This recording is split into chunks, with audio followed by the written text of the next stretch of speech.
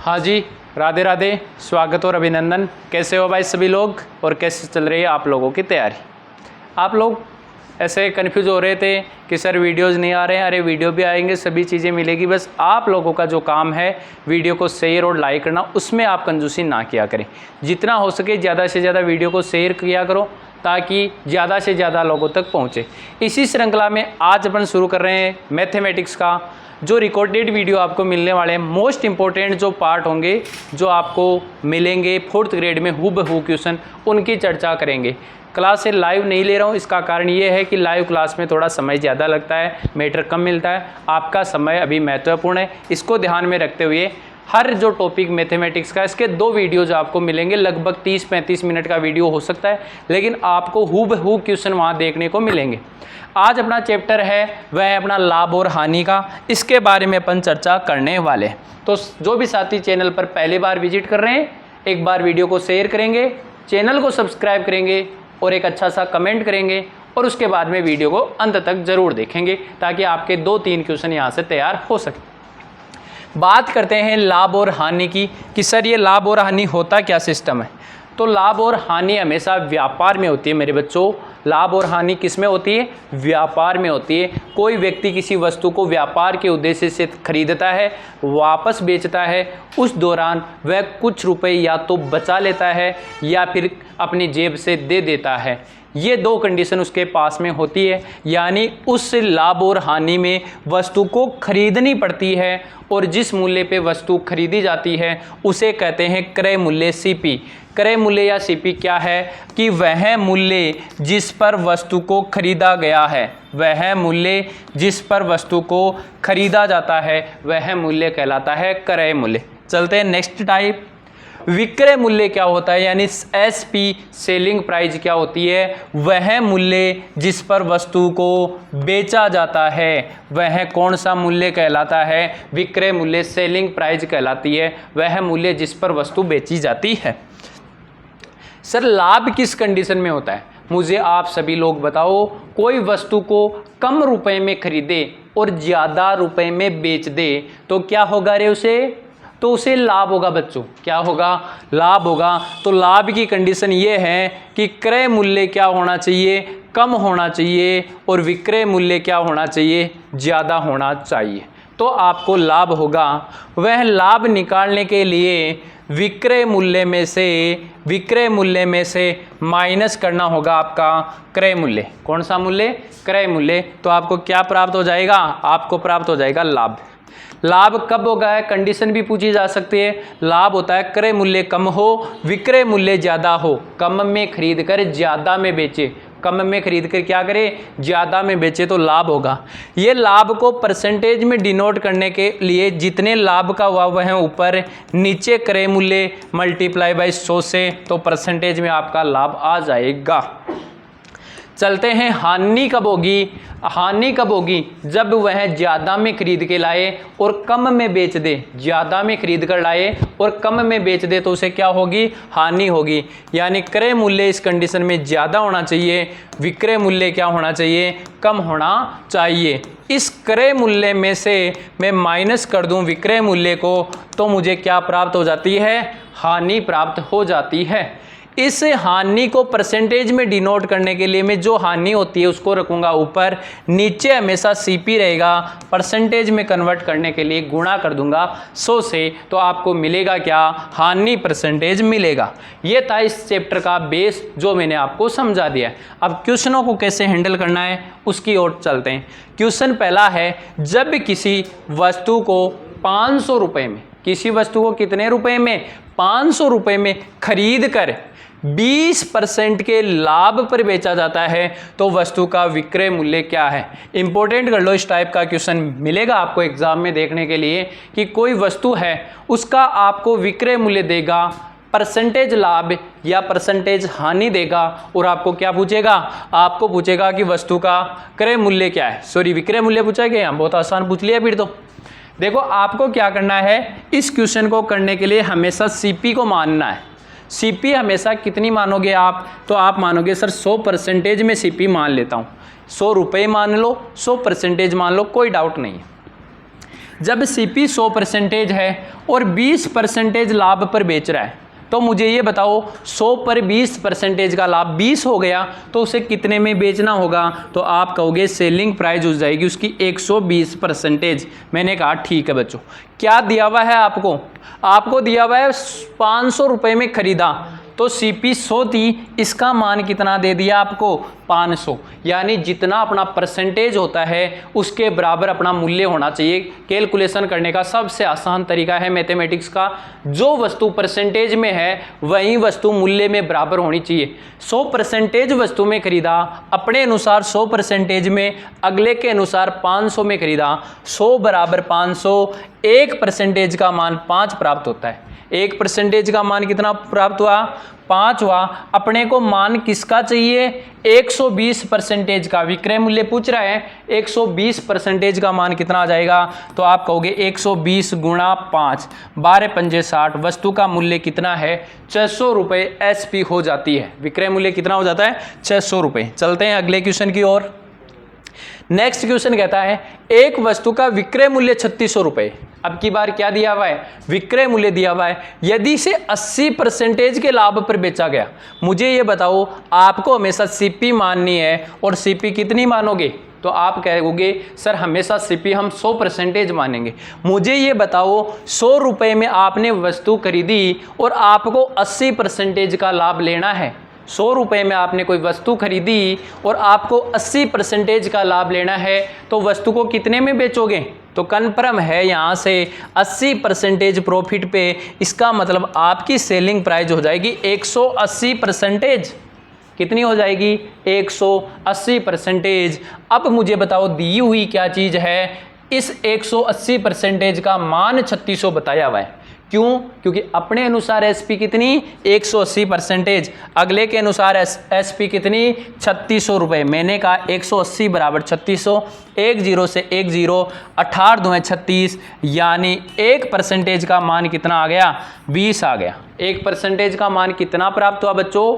20 प्राप्त हुआ। तो निकालना क्या है? क्रय मूल्य, यानी 100% का मान होगा। जब 1% का मान 20 है तो 100% का मान कितना हो जाएगा? 2000 रुपये। कितना हो जाएगा? 2000 रुपये। तो ये आपका आंसर हो जाता है। इस टाइप से आपको क्वेश्चन को हैंडल करना है। चलते हैं नेक्स्ट टाइप की ओर। अगली टाइप कौन सी देखती है? जब आपको परसेंटेज में दिया हुआ हो तो उस टाइप से हैंडल करना है। जब वस्तु को 2 बार बेचा जाता है, एक वस्तु है उसको एक व्यक्ति ने खरीद ली, उसमें टर्म एंड कंडीशन ये है कि एक बार बेचा, उस पर उसको कुछ लाभ हुआ या कुछ हानि हुई, उसी वस्तु को यदि वह दूसरी कोई कंडीशन पे बेचता तो उसे कुछ रुपए एक्स्ट्रा मिल जाते। तो आपको पूछेगा वस्तु का क्रय मूल्य क्या होगा। देखते हैं क्वेश्चन के अकॉर्डिंग। एक घोड़े को 20,000 रुपये में बेचने से अगले को 25% का लाभ होता है। एक कोई घोड़ा था, उसको 20,000 रुपये पे बेचा तो उसे 25% का लाभ हुआ।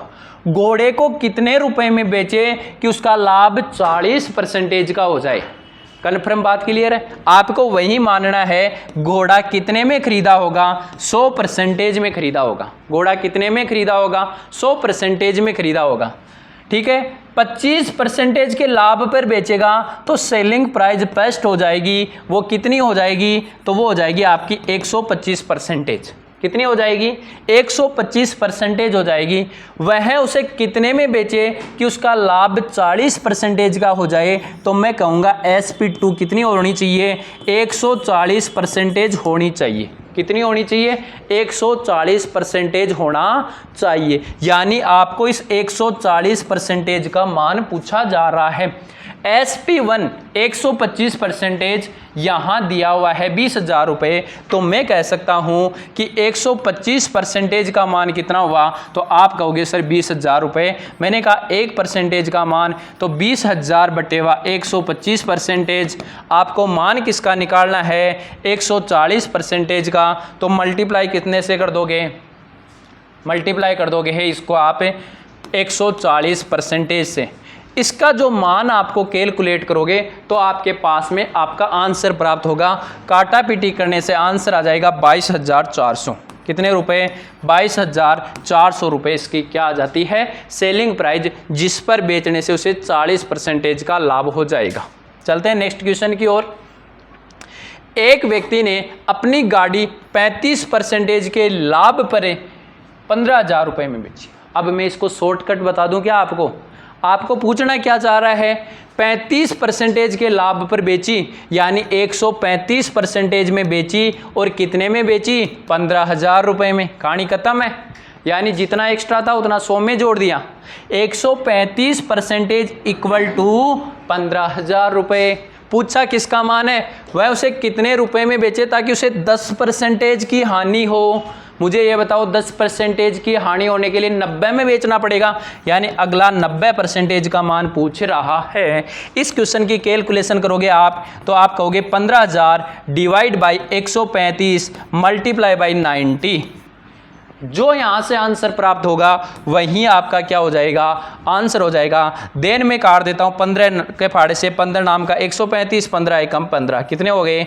यहाँ से 10। देन ये आंसर आ जाएगा 10,000 रुपये। क्लियर है? चलते हैं नेक्स्ट क्वेश्चन की ओर। जब वस्तु कम या अधिक में बेची जाए, जब वस्तु को किस कंडीशन में बेची जाए? कम या अधिक में बेची जाए, तो आपका आंसर कैसा होगा? समझ में आ रही है या चीज़ें नहीं आ रही? देखते हैं क्वेश्चन की ओर। जब वस्तु को कम या अधिक में बेची जाए तो क्या होगा?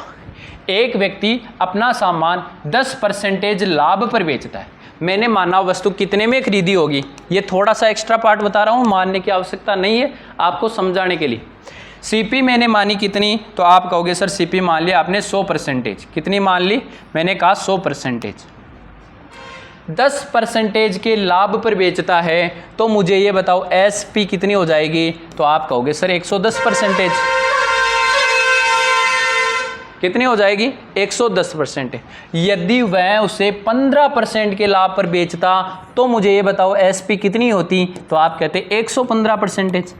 मैंने कहा पहले से 110 में बेची, अब उसे 115 में बेची, कितना डिफरेंस हो गया? तो आप कहोगे सर पागल हो क्या, ये तो 5% हमें दिखाई दे रहा है। बस इतना कर लोगे तो आपका आंसर क्लियर। इस 5% रुपये बढ़ने पर रुपए में डिफरेंस 200 रुपये का आ गया, यानी ये 5% किसके इक्वल है? 200 के इक्वल है। ये 5% किसके इक्वल है? 200 के इक्वल है। देन 5 चौके 20, 1 का मान कितना आया? आप कहोगे 1% का मान आ गया 40। कितना आ गया? 40 आ गया। 1% का मान कितना प्राप्त हुआ? 40 आपको प्राप्त हो जाता है। देन आपको पूछा कितने का है? 100% का। देन 100% बराबर कितना हो जाएगा? 1 2 3, और ये हो गया कि 4,000 रुपये। कितना आंसर आ जाएगा इसका? आंसर आ जाएगा 4,000 रुपये वस्तु का क्रय मूल्य है। कहानी समझ में आ गई होगी। अब इतना भी नहीं करो ना आप, तो आपको क्या करना है, इस चीज़ का थोड़ा सा शॉर्ट मैटर बता देता हूँ मैं। ये इतना एग्जाम में करने की बात नहीं। आपको यहाँ देखना है, यहाँ पर भी लाभ लिखा हुआ है और यहाँ पर भी लाभ लिखा हुआ है। जब दोनों जगह आपको लाभ लिखा हुआ दिखाई दे तो आपको इन दोनों का डिफरेंस लेना है। दोनों जगह हानि दिखाई दे तो भी इन दोनों का डिफरेंस लेना है। लेकिन यहाँ लाभ यहाँ हानि, या यहाँ हानि यहाँ लाभ दिखाई दे तो दोनों का योग लेना है। यहाँ समान है तो अंतर, असमान है तो क्या? योग। 15 और 10 में कितने का डिफरेंस? 5% बराबर 200। देन 1% का मान 40, पूछा गया है 100% का मान, तो ये हो जाएगा 4,000। देन आपका आंसर इज क्लियर। चलते हैं नेक्स्ट क्वेश्चन की ओर। एक व्यक्ति ने अपना सामान 15% लाभ पर, यदि वह उसे 10% हानि पर बेचता तो 500 रुपये अधिक मिलते। यहाँ लाभ है, यहाँ हानि है, यहाँ लाभ है, यहाँ हानि है, दोनों में विपरीत है तो योग हो जाएगा 15 10 25। 15 10 25% बराबर 500। 15 10 25% बराबर 500। मैंने कहा ये कट गया 2 बार। 1% का मान कितना आया? 20। पूछा है वस्तु का क्रय मूल्य, क्रय मूल्य का मतलब 100% का मान। देन 100% का मान 2,000 रुपये आपके आंसर। बताओ कितना आसान है। आप लोगों को टेंशन लेने की आवश्यकता नहीं है। मैथमेटिक्स आप मेरे ऊपर छोड़ सकते हो। जीके में ले ही रहा हूँ तो फिर टेंशन किस बात की। आप सभी के लिए चलते हैं नेक्स्ट क्वेश्चन की ओर। लेकिन क्वेश्चंस की ओर जाने से पहले अपन बात करते हैं इस चर्चा पे। तो इस चीज को आप देखें।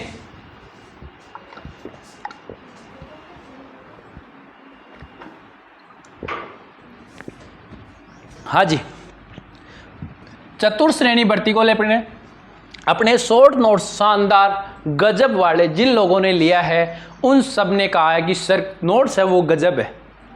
आप लोग भी इसको देख सकते हो। यदि आपको ये नोट्स लेने हैं तो अभी इस पर 50% का ऑफ है। जो ये 30 स्टूडेंट्स के लिए था, अब मैंने परमानेंट आप सभी के लिए इस पर 50% का ऑफ कर दिया है। जब भी आप लेना चाहो 50% ऑफ के साथ इसे खरीद सकते हो। अवेलेबल नोट्स है कला और संस्कृति के, राजस्थान भूगोल के, और जो 10 नंबर का आपका पॉलिटी वाला मैटर है उन सब के शॉर्ट नोट्स आपको है, जिन्हें आप यदि पढ़ना चाहो तो सुबह बैठते हो तो शाम तक तीनों के नोट्स आप पढ़ के क्लियर कर सकते हो। तो आप इन नोट्स को आसानी से ले सकते हो, ज़्यादा प्राइस है नहीं और क्वेश्चन यहीं से आना है, बाकी सब मोह माया है। चलते हैं नेक्स्ट। चतुर्थ श्रेणी भर्ती को लेकर अपनी जो ऑफलाइन टेस्ट सीरीज चल रही है ऑनलाइन मोड में, ये 299 की है, लेकिन इसके ऊपर एक ऑफर आ रहा है। यदि आप नोट्सों के साथ इसे परचेज करना चाहते हो तो ये आपको 199 में मिल जाएगी। नोट्स परचेज करते हो आप लोग और आप लोग टेस्ट सीरीज दोनों परचेज करते हो तो ये टेस्ट सीरीज 199 में मिल जाएगी। और इसका सबसे बड़ा प्रॉफिट बताऊं, आप अपनी OMR की प्रैक्टिस कर सकते हो कि OMR पर कैसे आपका अनुभव रहता है। क्या आप समय को कंटिन्यू कर पाते हो, आप निर्धारित समय में क्वेश्चन कर पाते हो। इन सब के लिए आपको ऑफलाइन टेस्ट सीरीजें देनी होती है। आप आराम से अपने घर में 2 घंटे का टाइम लीजिए, बैठिए और आप इस टेस्ट को दीजिए। आपको पता लगेगा कि आप कहाँ स्टैंड कर रहे हो, कितने क्वेश्चन कर पा रहे हो, कितने क्वेश्चनों के गोले गलत भरते हो। ये भी यहाँ देखने को पता चलेगा कि आपको करना 40वें क्वेश्चन में था, भर आपने 42वें का दिया, भरना डी ऑप्शन था, भर आपने सी दिया। इसका मजा भी यदि यहाँ लेना है तो आसानी से ये टेस्ट सीरीज ज्वाइन करके इसका भी ले सकते हो, ताकि एग्जाम में पछताना ना पड़े। तो 299 का आपको पे नोट्सों के साथ में 100 रुपये की इसमें भी आपको छूट मिल जाएगी। चलते हैं अगले क्वेश्चन की ओर। जब दो वस्तुओं का समान मूल्य पर बेची जाती है, दो वस्तुएं थी, इनको समान मूल्य पर बेची गई। बेचने का मतलब क्या हो गया, विक्रय मूल्य समान है। जब दो वस्तुओं का विक्रय मूल्य समान यानी बराबर है तो आपको इस सौदे में हमेशा और हमेशा हानि होती है। हमेशा क्या होती है, हानि होती है। और वो हानि परसेंटेज में निकालने के लिए यदि दोनों समान है तो x गुणा x बटे 100 कर दो, इतने परसेंटेज की आपकी हानि हो जाएगी। ये क्वेश्चन लगभग एग्जाम में रिपीट होता है। जब दो वस्तुओं का विक्रय मूल्य समान होता है तो एक वस्तु को उतने ही परसेंटेज लाभ पर बेचा जाए, एक को उतनी परसेंटेज हानि पर बेचा हुआ है, तो इस सौदे में हमेशा आपको हानि होती है। वो हानि परसेंटेज में निकालने के लिए x गुणा x बटे 100 करना होता है। क्वेश्चन है आपके सामने, दो वस्तुएं जिनमें प्रत्येक का विक्रय मूल्य 9,600 रुपये, 9,600 रुपये प्रत्येक का कौन सा मूल्य है, विक्रय मूल्य है, यानी विक्रय मूल्य समान है। एक वस्तु को 10% के लाभ पर है, दूसरी को 10% की हानि पर बेचा जाता है, तो इस सौदे में कुल कितने परसेंटेज का लाभ या हानि होगी। तो आपको निकालना है कि इसमें होगी क्या, हानि होगी, लाभ तो होने का सवाल ही नहीं है। हानि परसेंटेज इक्वल टू 10 गुणा 10 बटे 100, यहाँ से भाग लगाओगे तो 1% की क्या आ जाती है आपके पास में, हानि। करके आपको क्वेश्चन को निकलना है अगले क्वेश्चन की ओर। दो वस्तुओं का विक्रय मूल्य समान है, यदि पहली वस्तु पर 25% का लाभ और दूसरी पर 25% की हानि है तो होना कुल मिला के क्या है, हानि है। वो हानि परसेंटेज आ जाएगी 25 गुणा 25 बटे 100, 25 25 625, 625 में 100 का भाग लगाओगे, 6 सही 1/4% की क्या मिलेगी आप लोगों को, हानि मिलने वाली है। आ गई होगी बात समझ में। चलते हैं नेक्स्ट की क्वेश्चन की ओर।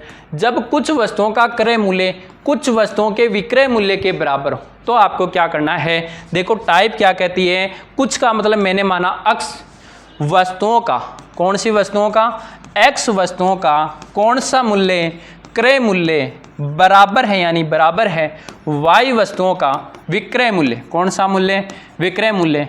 ऐसा लिखने के बाद में आपको करना क्या है, अपोजिट करना है, यानी क्रय मूल्य लिखोगे ना, ये क्रय मूल्य दूसरे वाले का लिखोगे तो y लिखोगे, क्रय मूल्य कितना लिखोगे y।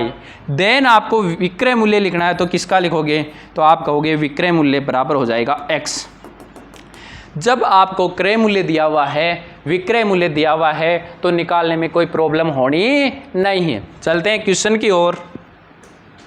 20 वस्तुओं का क्रय मूल्य, कितने वस्तुओं का क्रय मूल्य दिया है भाई, 20 वस्तुओं का क्रय मूल्य दिया है। पूछा क्या है, 25 वस्तुओं के विक्रय मूल्य के समान है, समान का मतलब बराबर है, तो इस सौदे में कुल लाभ या हानि परसेंटेज क्या है, यहाँ से लिखोगे 20, यहाँ से क्या लिखोगे 20, क्रय मूल्य का मतलब CP लिखोगे, बराबर है 20 13, यहाँ है कि 20 वस्तुओं का क्रय मूल्य CP बराबर है 25 वस्तुओं का कौन सा मूल्य, विक्रय मूल्य यानी सेलिंग प्राइस। इतना लिखने के बाद में अपोजिट करना है, उल्टा करना है। CP 25 है, SP 20 है, CP 25 है, SP 20 है। कुल मिला के कहानी ये है कि कोई आदमी 25 में खरीद कर 20 में बेच रहा है। लो भाई, 25 में खरीद के कितने में बेच रहा है, 20 में बेच रहा है। कुल मिला के होना क्या है, हानि होनी है। ये लो जी, हानि होनी है। कितने की होनी है, 25 में खरीद के 20 में बेचा, 5 की हानि। किस पर, 25 पर। 5 एकम 5, 5 25, 1/5 का मतलब 20% की क्या हो गई, हानि हो गई। कहानी क्लियर है, यहाँ तक चीज़ समझ में आप लोगों को आ गई होगी। स्पीड से आप चीज़ों को देख सकते हो, डबल स्पीड में देखने की आवश्यकता है ही नहीं। मैंने पहले ही आपको जो स्पीड है वो मेंटेन कर रखी है।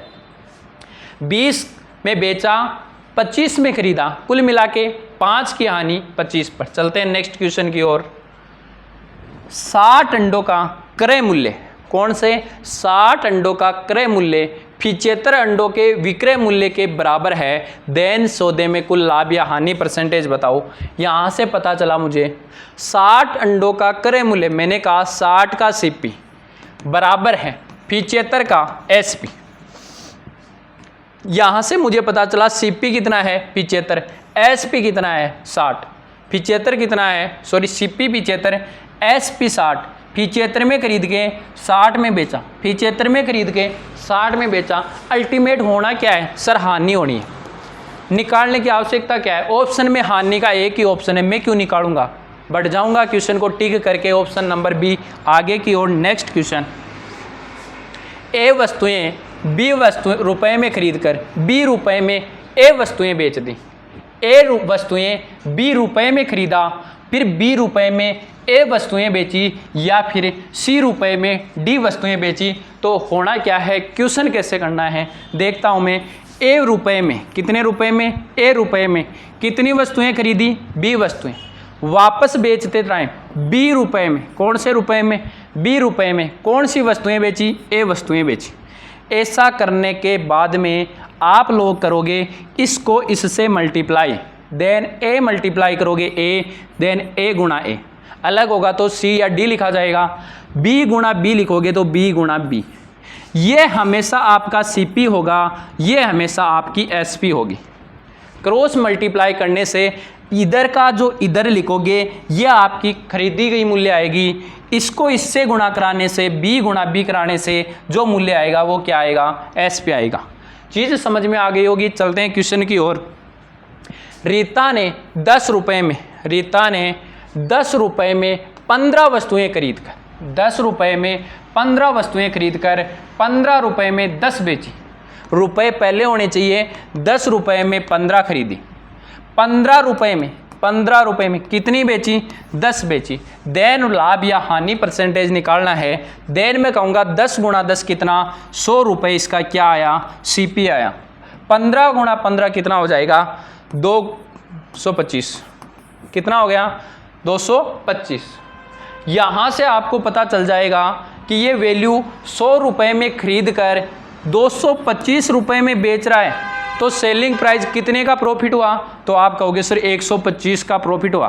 किस पर हुआ, सीपी पर, 100 पर, देन परसेंटेज वैल्यू 100 से 100 कैंसिल, 125% का उसे क्या हो गया, प्रॉफिट हो गया। कहानी समझ में आ गई होगी। इसको इससे गुणा करना है, वज्र गुणा करने से यहाँ जो वैल्यू आएगी वह हमेशा सीपी होगी, यहाँ जो आएगी वो हमेशा एसपी होगी। देन कंपेयर कर लेना, आपका आंसर आपके पास होगा। रमेश ने 5 रुपए में 4 नींबू खरीदे, 5 रुपए में 4 नींबू खरीदे, 8 रुपए में 6 नींबू बेचे, 8 रुपए में क्या बेचे, 6 नींबू बेचे।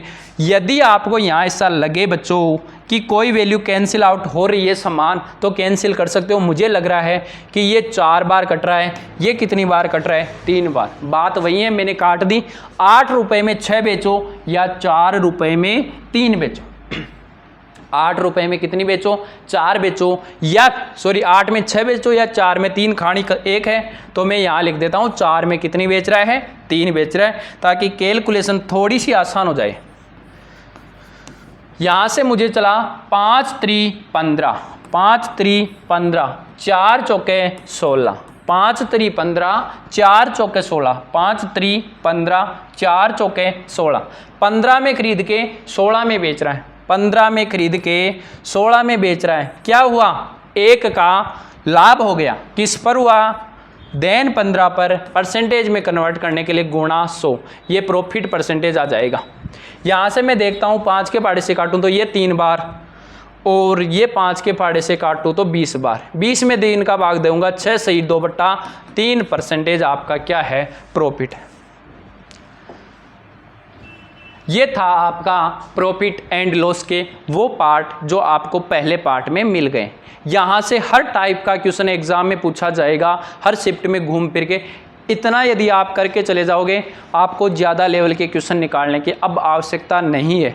इतना मैटर कर लोगे, कन्फर्म में कहता हूँ 15 में से 12 क्वेश्चन सही करके आओगे।